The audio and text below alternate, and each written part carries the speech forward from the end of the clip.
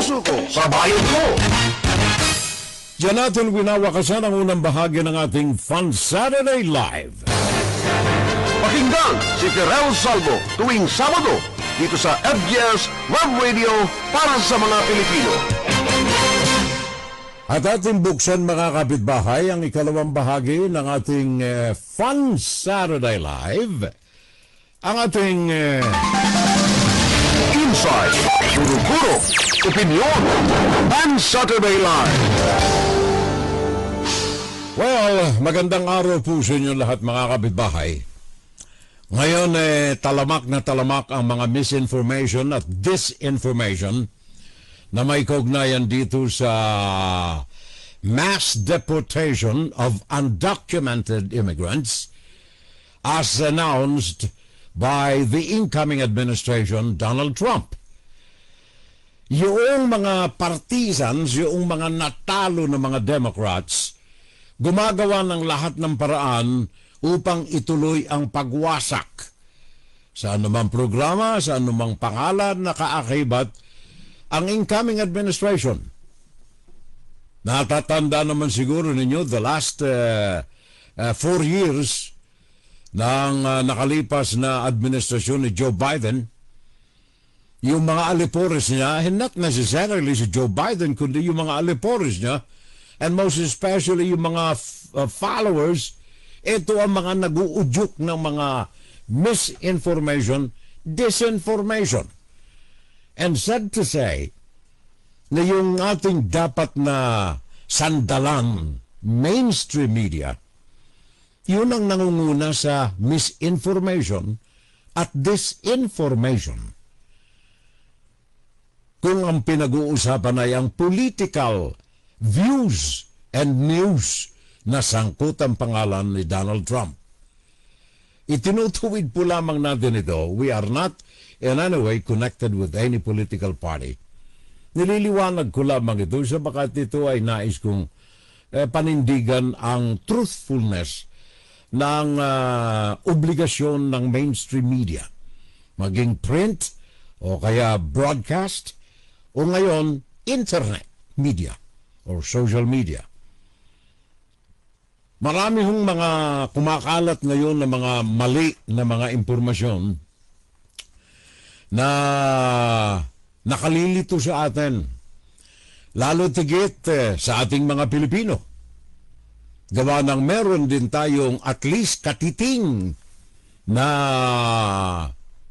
epekto sa anumang kilos na gawin ng administrasyon ni Donald Trump starting next year.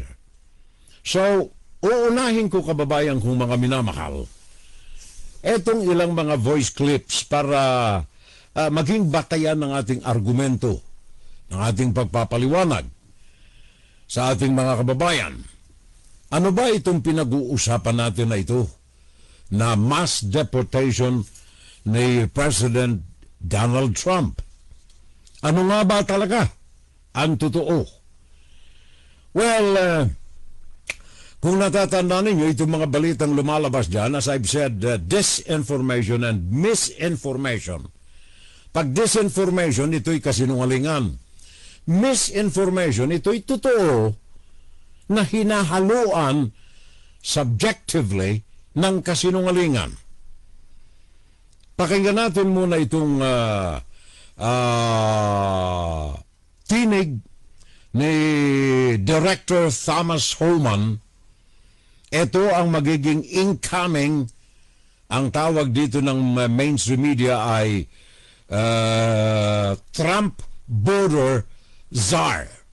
Siya ang hari diyan sa hangganan, sa border between countries and the United States. Siya ang mamamahala ng Immigration Customs Enforcement Group na palasak na tinatawag natin ditong ICE. So pakinggan natin muna at damhin natin ang damdamin mismo nitong mamumuno sa pagpapairal ng istrikto na pagbabantay sa mga hangganan, boundaries o kaya border between the United States and Mexico at the south and Canada and the North. Pakinggan natin ang tinig na ito ni Director Thomas Homan. President-elect Trump announced former ICE Director Thomas Homan will serve as border czar during his second administration. Trump is giving Homan extraordinary authority over the southern and northern borders, maritime and aviation security. Trump said Homan will also be in charge of deporting all illegal aliens back to their country of origin. So, who is Homan? Homan has worked for 6 presidents going back to Ronald Reagan. He was a career official at the Department of Homeland Security and worked his way up the ranks during the Bush and Obama administrations. He was named Acting Director of Immigration and Customs Enforcement in 2017 by President Trump. Homan is known for tough rhetoric. I got a message to the millions of illegal aliens that Joe Biden's releasing our country in violation of federal law. You better start packing now. Homan spoke at the Republican National Convention where he outlined a top priority for the second Trump administration, targeting drug cartels. Another message to the criminal cartels in Mexico. You smuggle enough fentanyl across this country to kill 148,000 young Americans. You have killed more Americans than every terrorist organization in the world combined. And that's when President Trump gets back in office. He's going to designate you a terrorist organization. He's going to wipe you off the face of the earth. You're done. He also excoriated the Biden administration for their border and immigration policy. And now we have a record illegal immigration, a record number of women and children being sex trafficked, a record number of Americans dying from fentanyl, a record number of known as suspected terrorists sneaking across our border. And here's what you need to know. This isn't mismanagement. This isn't incompetence. This is by design, and it's a choice. It's national suicide. Homan has also said that his words should not be threatening to the immigrant community, but to the illegal immigrant community. I'm Ray Bogan for Straight Arrow News. For more unbiased reporting, download the SAN app and turn on notifications. Thank you. So napakinggan ninyo ha, kanyang ipinagdidiinan dito ang kanyang pagkasipayo sa administrasyon ni Joe Biden sa pagbubukas ng pintuan sa South Border. Walang iba siyang binabanggit. Liwanagin lamang natin, South Border. At ano ang kanyang target? Sa kanyang mass deportation, ito ang magiging pinuno ng hari ng border, Director Thomas Homan. Matindi ang kanyang mga pananalita, pero pinatutungkol sa mga kriminal. Papasok kayo sa South Border, kayo mga kriminal, may dala kayo ng fentanyl o kung ano-anong mga droga, una kayo sa kanyang listahan. Tandaan ninyo, point number 1. Now, dahilan dito sa mga pahayag na ito, ang ating Ambassador, Jose Manuel Romualdez, Philippine Ambassador to the United States, nauna nang nagbigay ng babala. Kung kayo ay walang mga papel, 350,000 Filipinos, kayo'y mga TNT, umuwi na kayo.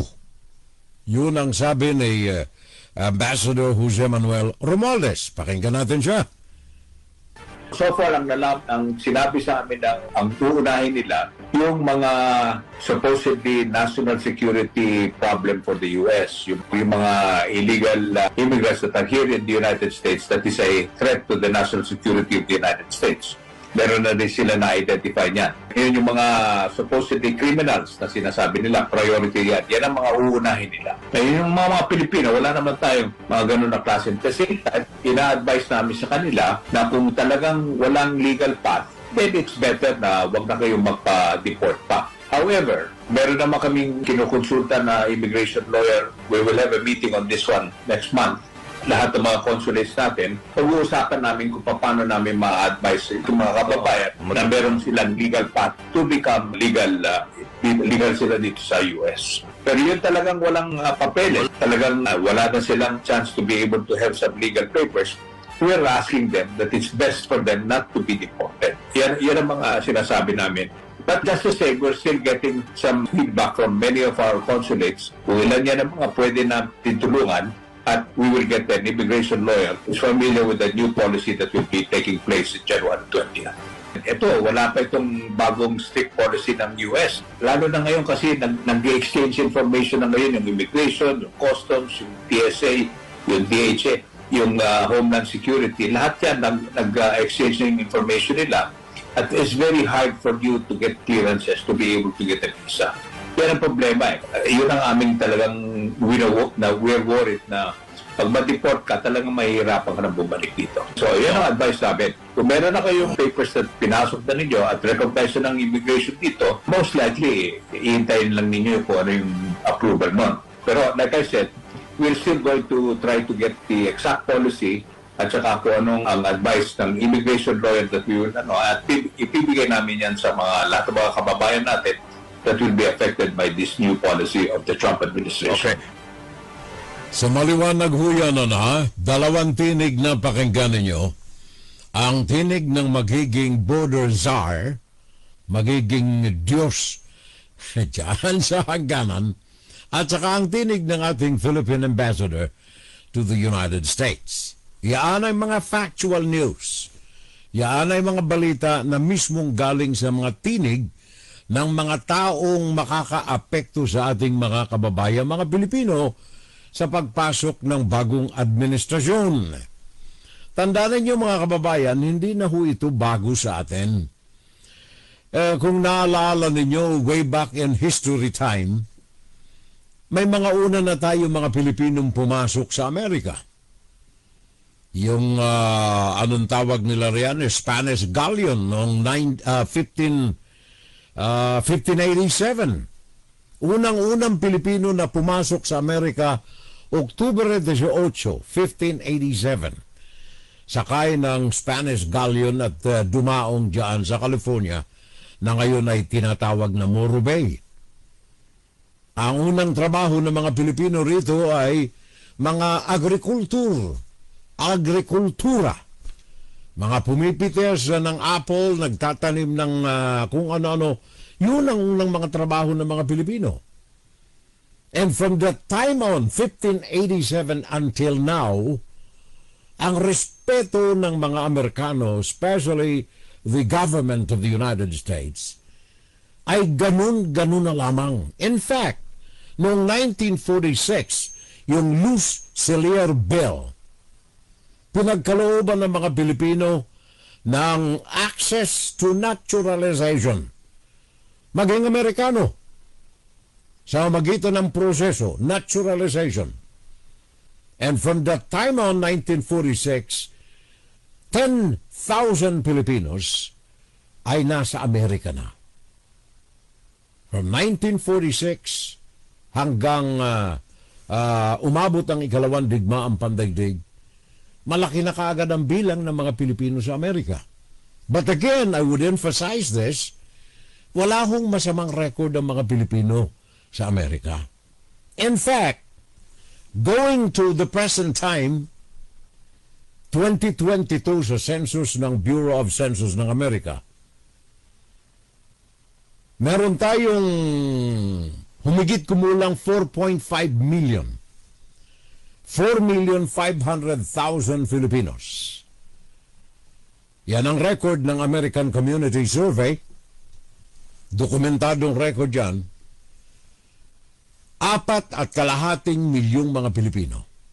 Gagaperanggot lamang dito 300,000 ang mga walang papel. Paano sila nakapasok dito sa Amerika? Ang mga botante nating mga Pilipino umaabot ng 4 million. 3.8 million. Mga botante na ito bahagi tayo ng desisyon kung sino ang magiging presidente ng Amerika.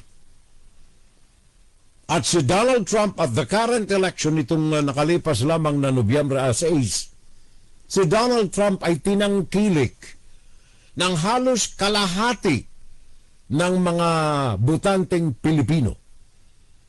Yung kalahati Democrats, yung kalahati Republican. As against the previous, na kung saan ang mga Pilipino 1/3 ang bumuboto sa Republican at karamihan dyan ay Democrats. Pero sa ngayon, nakita naman ang pagbabago. Ngayong 2022, na nakalipas na 2 taon, umabot tayo ng 4.1 million ang legal Filipinos. Kalahati nito, two-third actually, mga butante. Ang iba riyan, matatanda na, o mga bata, wala pa sa voting age. Pero lahat ng ito, on the record, lahat ng ito ay mga Pilipinong professionals. Professional na mga Pilipino. Lawful permanent residents ng Estados Unidos o tinatawag ng immigration LPR o kaya otherwise known as green card holders. 4.1, and most of these ay mga American citizens na upgraded to American citizens. Lahat ng mga ito ay law-abiding Filipinos. Wala tayong dinadalang mga fentanyl dito. Wala tayong dinadalang droga rito. Tingnan ninyo ang records ng mga entries ng mga Pilipino. Ang pagkakasala lamang ng mga Pilipinong pumapasok, bumabalik, umuuwi sa Amerika ay magdala ng mga tuyo at daing na nangangamoy sa airport. Pero liban dyan, wala tayong dala na mga illegal na mga produkto. And mind you, yung mga yaan ay noted ng ating mga nasa eyes na mga nasa immigration. In totality, ang record ng mga Pilipino, malinis. Ito'y mga facts, mga prueba na kinukuha natin ito. From the American Community Survey, from the Bureau of Census, mga records ito. Hindi ito hausyaw. Hindi ito mga propaganda. Walang bola, walang hausyaw. Totoo lamang ang mga sinasabi natin. And I'm trying to establish na ang Pilipino, huwag kayo mag-alala. Sabi nga ni Romualdez, yung mga walang papel, may proseso naman eh. At pag-uusapan natin yan mamaya, just in case na kayo napunta doon sa balag ng alanganin. On the record, itong 2022 again, two-third ng mga Filipino, two-third ng 4.1 ay mga American citizens na. American citizens. At yung mga ito ay mga law-abiding citizens. Yung mga salaula riyan sa Pilipinas na hindi marunong sumunod sa trapiko, may bus lane na nga, yung motorsiklo, yung may plate number 7, nandoon sa bus lane. Dito hindi umuobra ang mga Pilipino na yan. Dito, isa sila sa mga sumusunod ng maayos sa mga batas na ipinaiiral dito. Sabagat merong Pilipino, discipline tayo. Yung mga nagpapaira lamang ng batas sa atin sa Pilipinas ang nagsusulong sa disobedience ng mga mamamayan sa mga batas. Bakit? May lagay. Kagaya na lang, saan kayo nakakita? Plate number 7, Senator. Nandoon sa express lane, sa bus lane. Bakit? Malakas ang loob may number 7 plate eh. Bakit? May mga tao kasi riyan na kinahiratihan natin, kinasanayan natin na pwedeng lagyan. And speaking of lagay, naalala ninyo si Chavez Singson. Nagdaan sa bus lane, siya'y sakay noon ha. Sakay ng bus lane. Ng kanyang luxury bulletproof na kotse. Nagdaan sa bus lane, sakay mismo si Chavez Singson. Nahuli ng pulis. Kayo pala sir. Sige, alis na. Nahantad sa periodiko. May mga vloggers eh. Napahiya si Chavez Singson, bumalik kay Artus ba yun? Yung MMDA. Naglagay ng 200 million. 200 billion ba? For the boys. May tinanggap ng Isus, ayoko magsalita eh. Tinanggap yung lagay ni Chavez Singson. Kaya paano mo ba ipaiiral ang disiplina ng batas diyan sa atin. Chavez Singson, kilalang tao, nilagyan. Anong may tatawag mo riyon sa pera na yun? I don't know, 2 million, 20 million, 200 million, hindi ko na maalala. Ang importante, naglagay si Chavez Singson sa MMDA. Tinanggap naman ng pinuno mismo ng MMDA. Disiplina? Dito, hindi obra. Kaya kung meron mang lumulusot sa south border na Pilipino, wala, bihira, nada, zero. So sa madali sabi ni Thomas Homan, yung mga pumapasok sa south border, wala tayong Pilipinong pumapasok sa south border. Ang mga naging TNT rito, pumasok ng legal sa magitan ng airport ng mga Pilipino. Pumasok ng illegal, the only reason na nandirito sila na walang papel, sa baka TNT na nga expired. Pero yan, doon sa mata ni Thomas Homan, wala ito eh. Wala ito eh. Bagaman sinasabi ng Customs Bureau ng ICE, classified kayo ng mga foreign born kung kayo'y hindi pinanganak sa Amerika, mga individual na nandirito sa Amerika, maging sila ay mga legitimate or illegitimate, pero ang lahat ng mga ito ay secondary sa target ng ICE ni Mr. Homan. Harapan, hantarang sinasabi ni Homan, ang una niyang target dito, priority, ay itong mga kriminal na pumasok sa south border. Remember that. South border. Pag-uusapan, liliwanagin natin ito habang umuusad tayo mga kababayan. Now, Filipino immigrant population dito sa Amerika. Sabi ko na nga kanina, 4.1 million ang mga lehitimo. Pero umaabot tayo ng 4.5, gawa ng 350,000 na mga walang papel sa Amerika. Ang mga apektado rito ng mga Pilipino ay mga nakatira sa California, number 1, gawa ng density ng Filipino population sa mainland USA, 1.6 million ang nakatirang mga Pilipino diyan sa California. Kaya kung meron man ng mga nag-aagam-agam, nangangamba na mga Pilipino, mostly nandoon sa California. Of course, ang pangalawa riyan ay ang Hawaii with 270,000, and then pangatlo ang Texas with 208,000, and then kami rito sa New York, New Jersey, kasama na ang Illinois, Nevada. Ang mga ito ay umaabot ng 19% o to 20% ng 4 million. So 20% ng 4 million, mga 400,000. Dito sa iba't ibang panig ng bahagi na ito ng silangan ng Amerika. Ngayon, sa targeting, ano ang bentahan ng mga Pilipino?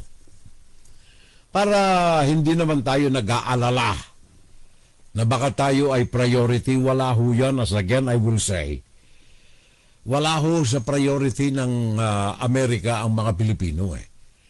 In fact, nanduroon tayo gagaparanggot na sa likod ng listahan ng immigration ang mga Pilipino. Natatandaan ninyo, for the last 25 years, ang mga Pilipinong na-deport dito sa ilalim ng iba't ibang administrasyon, umabot lamang ng mga 20,000? Sa loob ng 25 years, 20,000 ang na-deport o dili kaya ay umuwi diyan sa Pilipinas. 20,000 for the last 20 years at 25 years. So tingnan ninyo ang ratio, malayo eh. And kung kayo man ay nangangamba, kagaya ng sinabi nga ni Ambassador Jose Manuel Romualdez, May proseso po yan. In fact, si Attorney Jeff Xiao, ito'y Batikan na immigration lawyer dito sa Amerika. Meron siyang paalaala sa ating mga Pilipino. Relax lang kayo. Huwag kayong maniwala roon sa mga propaganda ng mga galit kay Donald Trump, mga nambubola sa inyo, nananakot sa inyo. Ito po'y hindi mga house show ang mga pinag-uusapan natin dito Kagaya ng sinabi ni Attorney Jeff Xiao, immigration lawyer sa California, sabi niya, kung meron mga nangangamba na mga Pilipino na TNT, ito lamang ang inyong alalahanin at gawin. If you look at history in the past 24 years, there's been about 9.6 million cases in deportation. Filipinos are 1% of the U.S. population, but we're only 0.2% of the deportation case. It's a very tiny problem that's magnified a little bit too much in political rhetoric. Exaggerated. In immigration law, right, there's a concept of forgiveness. So typically, your defense, your forgiveness would be hardship to a spouse or a parent who's a U.S. citizen or a green card holder. Okay, maputol ko muna Mr. Xiao yung sinabi mo.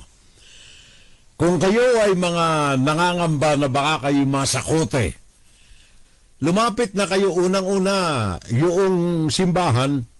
Meron pong legal department ang Katoliko, ang simbahang Katoliko, na tumutulong dito sa mga lehitimong rasones na hinaing ng mga tao bakit sila'y nandirito. Ako po'y nandirito sapagkat sinanay ko po si tatay, mga American citizens na. Pero ako po'y nag-iisa sa Pilipinas. Matanda na rin po ako. Wala ho akong kasama roon sa buhay. At saka meron ho akong kapansanan. Kaya't nandirito po ako sa Amerika. Sinanay kasi si tatay nandirito. So merong korte pa rin ang Amerika na didinig sa mga hinaing na yan. Pakinggan natin. Mr. Xiao, go ahead, please. I really think this is a problem that's very political, but it doesn't actually happen in real life. It's a very small problem. I think, in real life, as long as you do everything right, it's a very small problem. And it's not Filipino Americans. We are not the ones who are actually in proceedings. We're typically law-abiding and we follow the rules. So we're not really part of this problem. We are not the part of this problem. Kaya naging sentro ng usapan, naging sentro ng kampanya ni Donald Trump ang immigration. Dahilan nga naman sa talamak ang milyon-milyon, 11 million ang pumasok na illegal sa Amerika sa pamamagitan lamang ng South Border. South Border lamang. 11 million. Alin ang uunahin, alin ang papansinin ng administrasyon ni Trump? Itong 11 million o ang 300,000 na mga Pinoy? 11 million. Yun ang nakatawag pansin kay Donald Trump upang maging sentro ng kanyang kampanya to the extent ng appointment ni Director Thomas Homan bilang tagapamuno ng ICE na mga ngalaga sa South Border. Go ahead, Mr. Xiao. A very tiny percent of Filipinos are undocumented. And if we put it in perspective, right, Trump wants to do mass deportation.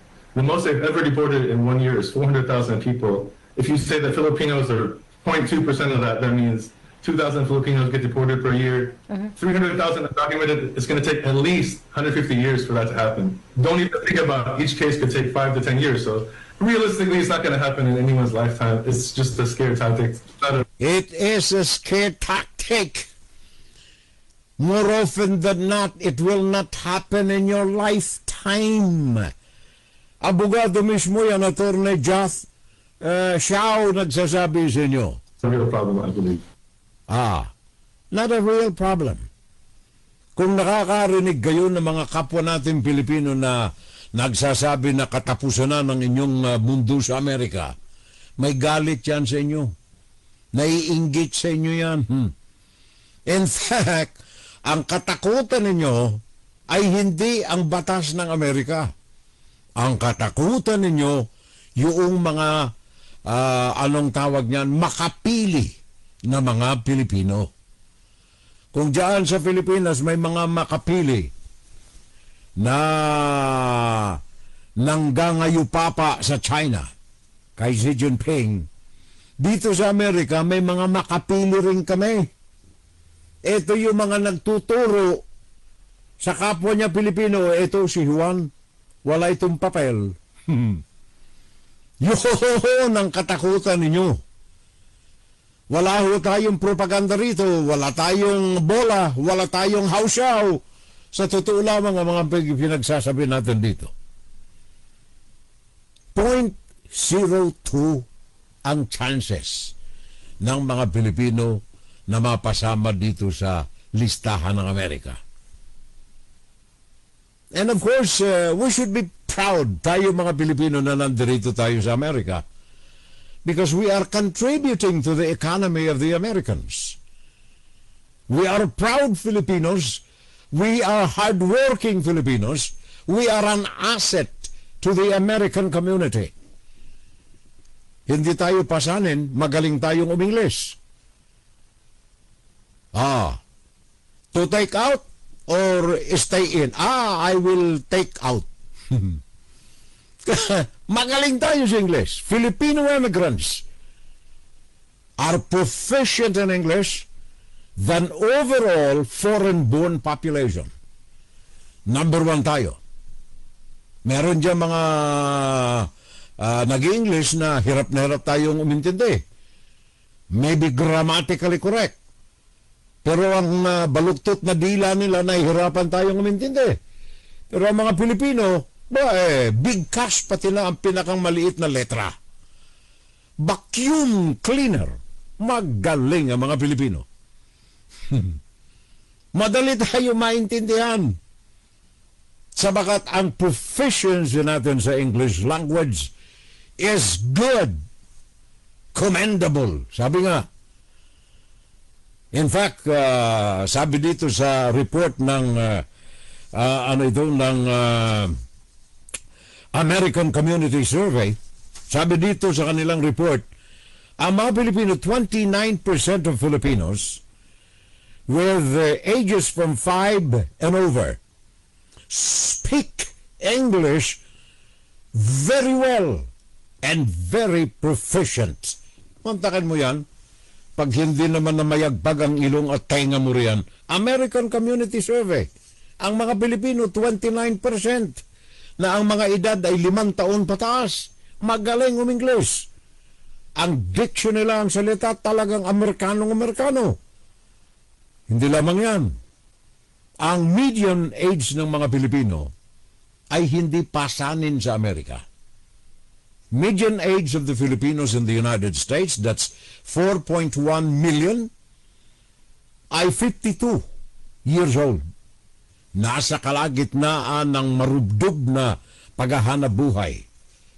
And speaking of hanap buhay, ang mga Pilipino, halos lahat may trabaho. Yung working age, from 18 and above, 18 to 60, halos 98% na mga ito may mga trabaho. Hindi pasanin ang mga Pilipino. Ang 18 to 64 age, 70% dito ay well above average ang kanyang income bracket. In fact, kung pag-uusapan natin ang income ng mga Pilipino sa Amerika, mataas tayo kaysa sa median salary ng buong Amerika, including yung mga dito na pinanganak, sila ang nagmamay-ari ng Amerika. Sa median salary, mataas tayo. Ang median salary dito sa Amerika ay,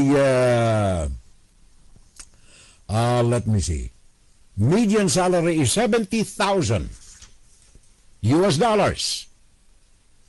Yan ay household sa loob ng bahay. Household, meaning to say, nanay, tatay, kung may kasama, basta kasama sa loob ng bahay. Ang median salary dito sa Amerika in totality, irrespective of race, at saka kasama na mga Americans. 70,000 median ang mga Pilipino magkaano? Guess. Subukan ninyo. Magkakaano ang median salary ng working class ng mga Pilipino? 102,000. 102,000 ang mga Pilipino. Asset ng Amerika? Yes. Bakit? Malaki ang binabayad ng mga Pilipino sa buwis sa Amerika. And we are contributing to the development of each community where Filipinos belong. Nakikita naman ninyo, ang daming organisasyon dito eh.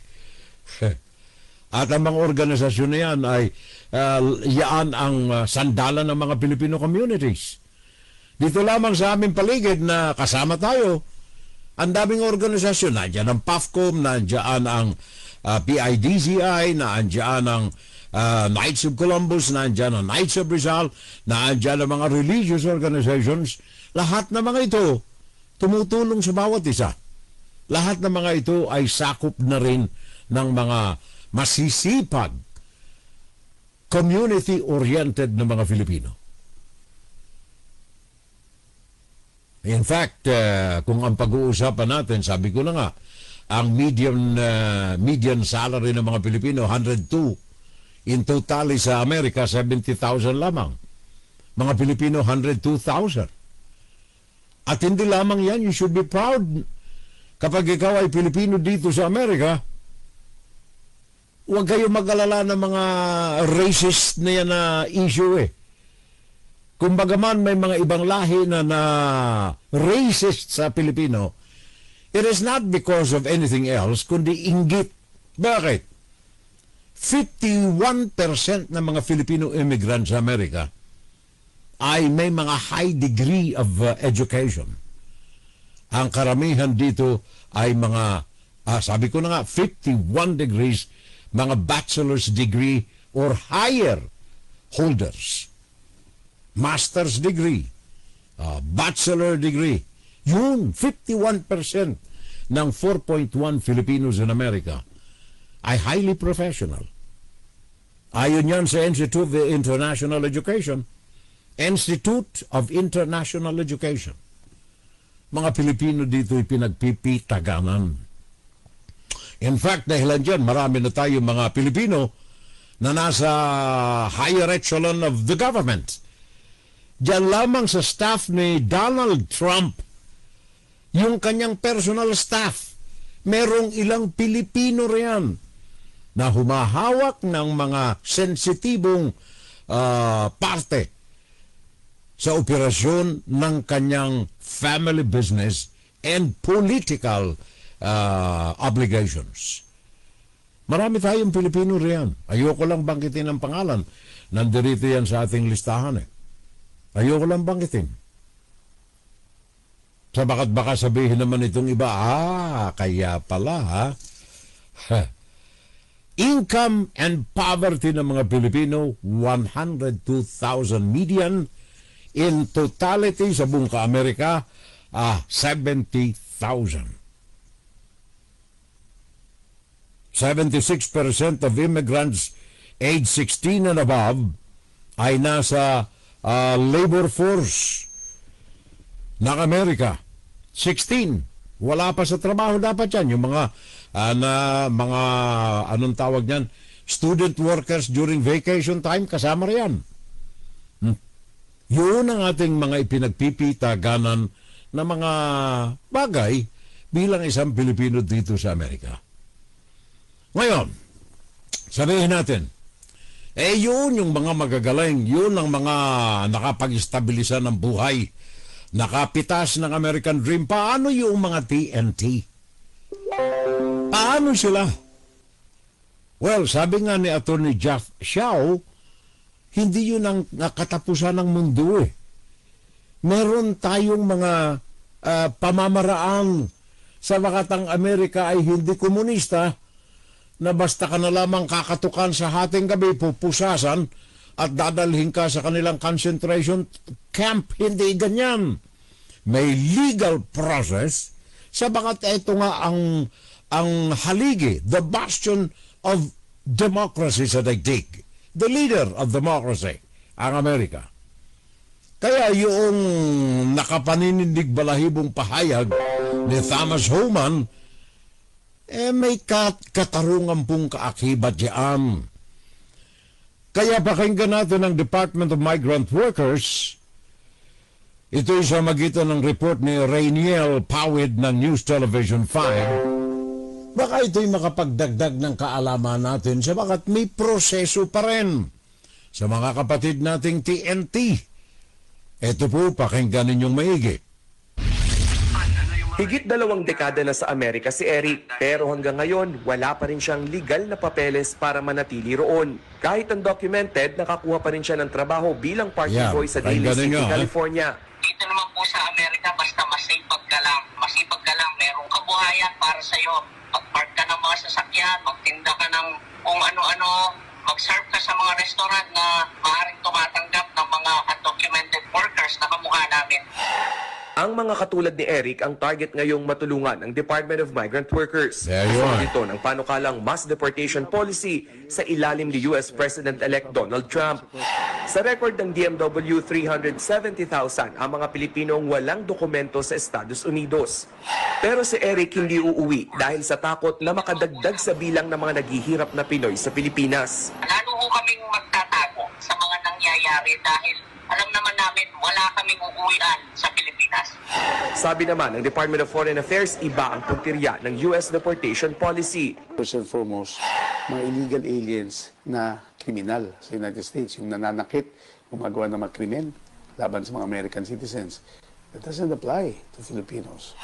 Sa tansya ng DFA, malabong umuwi ang 70% ng mga undocumented Filipino dahil sa mas malaking sweldo. Sa datos ng DFA, 1980s pa nagkaroon ng maramihang deportation sa mga Pinoy sa US. Dahil umano ito sa kultura rin ng pagsusuplong mismo ng ating mga kababayan sa kapwa Pinoy na walang dokumento. Noong 2017 hanggang 2020, sa administrasyon din ni Trump, umabot sa higit 3,500 undocumented Filipinos ang na-deport. Noong 2018, ang pinakamarami kung saan umabot sa lampas 700 ang napauwi. Nagbabalita mula sa Frontline, Rainiel Pawid, News 5. Thank you, Rainiel. So maging itong ating mga konsulata dito sa Amerika ay bukas palad na gumagawa ng kanilang mga trabaho. Sabi ko na nga, medyo mabigat ang mga pananalita, ang retorika ni Director Thomas Homan, pero there is justification in the words. And of course, in any action, there will be also justification. Hindi naman yan blanket na hating gabi kakatukan kayo sa inyong bahay at hihilahin kayo at dadalhin sa concentration camp. Tandaan ninyo, ang mga Pilipino is a contributor to the economy of the United States. Pinaalala po lamang natin yan. Gawa ng, by the way, hindi lamang yan. Nais ko lamang maisingit ito mga kababayan ko. Hindi lamang yan. Anong tawag nito? Elon Musk ay isa sa pinakang malalakas na powers sa likod ni Donald Trump. At ito'y gaganap ng isang may sensitibong katungkulan sa ekonomiya ng administrasyon ni Donald Trump. Now, bakit ko nabanggit si Elon Musk? Sabi ko na nga, malaki ang influensya ni Elon Musk kay Donald Trump. Isa ito sa mga matitibay na haligi even during the election campaign and even before the election campaign. Body-body itong dalawa. Sa baka yung kanilang mindset ay parallel, parang release ng tren for the economy of USA. Now, ang si Elon Musk, mabanggit ko lamang bago natin wakasan ito. Si Elon Musk ay nakatuon ang mga mata sa Pilipinas. Tandaan ninyo, may mga lumalaganap riyan na balita na nagpapatayo ng malaking mansion sa isang sikretong lugar, si Elon Musk. Mansion. Napamahal, ito'y importanteng mahalagang totoong balita, napamahal si Elon Musk o napamahal ang Pilipinas kay Elon Musk. Katunayan, ang paningin ni Elon Musk sa Pilipinas ay sentro ng economic boom sa Asia. Sa kanyang mga pag-aaral, tingnan naman ninyo ang talent, ang talino ni Elon Musk sa negosyo sa hanapbuhay. Halos tinalo pa nito ang NASA sa kanyang adventure sa kalawakan. Nakita naman ninyo yung electric products na pinakakalat niya. Now, ang Pilipinas ay nasa puso ni Elon Musk. In fact, siguro nakita ninyo sa mga pahayagan at napanood ninyo sa YouTube, the other day, pinasinayaan ang Tesla Center sa Uptown Parade diyan sa BGC. Yung kanyang Tesla Experience Center. Ang kanyang display room diyan sa BGC sa Uptown Parade. Pinasinayaan the other day. Makikita ninyo ang kanyang mga display riyan ng mga electric vehicles. At hindi lamang yan, meron siyang itinatag dyan yung Starlink. Telecommunications. Internet. Starlink. At hindi lamang yan, meron pa siyang SpaceX. Lahat ng mga ito ay unti-unti na itinatatag diyan sa Pilipinas. Iyay sinabi ko lamang sa inyo mga kababayan sabagat ang Pilipinas ay nasa sa mata ni Elon Musk. And Elon Musk has a great influence to the administration of Donald Trump. Ayokong magbigay sa inyo ng false hope. Sinasabi ko lamang yan, interconnected. Mga bagay-bagay na sa giginhawa ng ating pakiramdam, especially kayo na mga nabibilang sa 300 na mga TNT dito sa Amerika. My advice, in finality, ay pumunta tayo kung tayo may mga agam-agam, kagaya ng napakinggan ninyo, ayaw ng kababayan natin Pilipinong umuwi, sabagat ayaw niyang mamatay sa gutom, makapaugnayan tayo sa tanggapan ng ating konsulada, ng ating gobyerno sa iba't ibang panig ng Amerika. That way, magkakaroon tayo ng maliwanag na kasagutan at katugunan sa mga agam-agam na ating nararamdaman. Inside, Guro-Guro, Opinion, and Saturday Live. Sa muli, nagpapasalamat tayo